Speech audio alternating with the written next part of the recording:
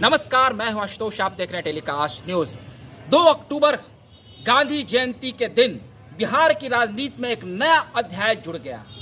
जी हां, जन सुराज पद यात्रा चुनावी रणनीतिकार प्रशांत किशोर 2 साल से चला रहे थे और उन्होंने इस पद यात्रा के दौरान ये घोषणा की थी कि इसे एक राजनीतिक दल के रूप में गठित किया जाएगा। तो उन्होंने हाल के दिनों में घोषणा कर दी थी कि जन सुराज जो उनकी एक यात्रा है, जो वो बिहार की राजनीतिक परिवेश को बदलने के लिए निकाल रहे हैं, उसके बाद जब वो लोगों से मिलेंगे और उनसे राय शुमारी करेंगे, उसके बाद वो ये फैसला लेंगे कि इसे एक राजनीतिक दल के तौर पर कब गठित करना है। इस वर्ष लोकसभा का चुनाव भी हुआ, ऐसी संभावनाएं जताई जा रही थी कि प्रशांत किशोर अपनी पार्टी बना लेंगे और उनके कुछ उम्मीदवार भी मैदान में उतरेंगे, लेकिन ऐसा नहीं हुआ।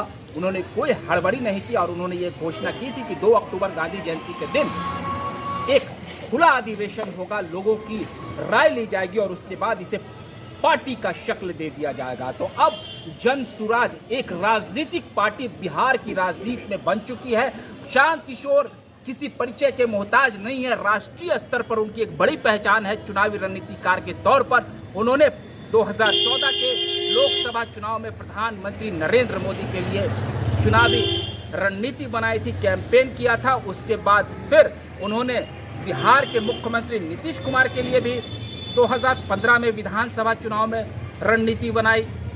उसी तरह दिल्ली में अरविंद केजरीवाल के लिए भी उन्होंने काम किया, ममता बनर्जी के लिए भी काम किया, दक्षिण के राज्यों में भी काम की। तो कुल मिलाकर देखा जाए तो उनका एक राजनीतिक तजुर्बा काफी बड़ा होता चला गया। उन्होंने जदयू पार्टी की सदस्यता भी ली, एक प्रमुख पद पर रहे, नीतीश कुमार के साथ भी लंबे समय तक रहे, लेकिन उन्हें वो रास नहीं आया। फिर कांग्रेस में भी वो गए थे, कांग्रेस पार्टी के वरीय नेताओं के साथ उनकी तालमेल नहीं बनी। फिर उन्होंने कहा कि कांग्रेस पार्टी का कभी उद्धार नहीं हो सकता है। लेकिन फिलहाल वो 2 वर्ष से बिहार के गांव-गांव जाकर गरीब और दलित बस्तियों में लोगों से मिल रहे थे। ऐसी संभावनाएं जताई जा रही थी कि प्रशांत किशोर किसी बड़े राजनीतिक दल में नेता या मंत्री बन जाएंगे, लेकिन उन्होंने ऐसा नहीं किया।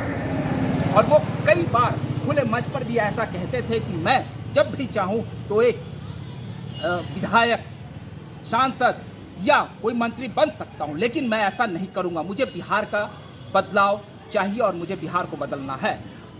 कई मौकों पर आप देख सकते हैं कि वो राजद पर काफी हमलावर होते हैं और नीतीश कुमार पर भी, और भाजपा को भी आड़े हाथों लेते हैं। अक्सर वो अपनी सभाओं में लोगों को ये समझाते हुए नहीं थकते हैं कि किस प्रकार से राजद ने बिहार को गर्त में ढकेला और अब नीतीश कुमार भी बिहार को नहीं एक किनारे पर ले जा रहे हैं। तो उन्होंने अपनी जो ये राजनीतिक दल अब गठित की है, आगामी विधानसभा चुनाव में 243 सीटों पर वो चुनाव लड़ेंगे और उन्होंने कहा है कि दलित, पिछड़े और समाज के वंचित वर्ग के लोगों का उद्धार होगा। साथ ही साथ उन्होंने ये भी कहा कि अल्पसंख्यक समुदाय को जिस तरीके से भाजपा का डर दिखाकर राजद अपने वोट बैंक के रूप में साधते रही, आगे ऐसा नहीं होगा। वो उनके लिए भी हितैषी का काम करेंगे। तो कुल मिलाकर बिहार की जो सामाजिक आर्थिक व्यवस्था है उस पर उन्होंने प्रहार किया है और लोगों को ये समझा रहे हैं। साथ ही उन्होंने ये भी ऐलान किया है कि जैसे ही मैं या मेरी पार्टी सत्ता में आती है, हम लोग शराबबंदी को खत्म कर देंगे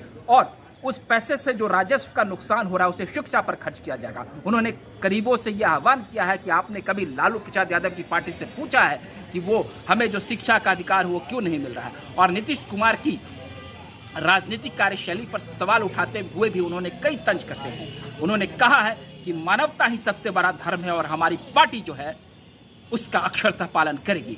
समाज के पिछड़े और दलित वर्ग के लोगों का उद्धार होगा, कल्याण होगा।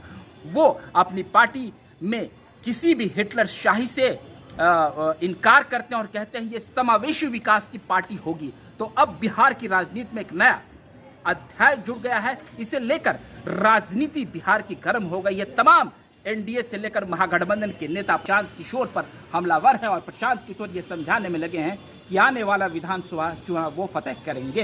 बहरहाल आपको हमारा ये वीडियो अच्छा लगा हो तो उसे प्यार दे दें। अगली बार हम नई वीडियो के साथ हाजिर होंगे, तब तक के लिए आप हमें इजाजत दीजिए। बहुत बहुत धन्यवाद।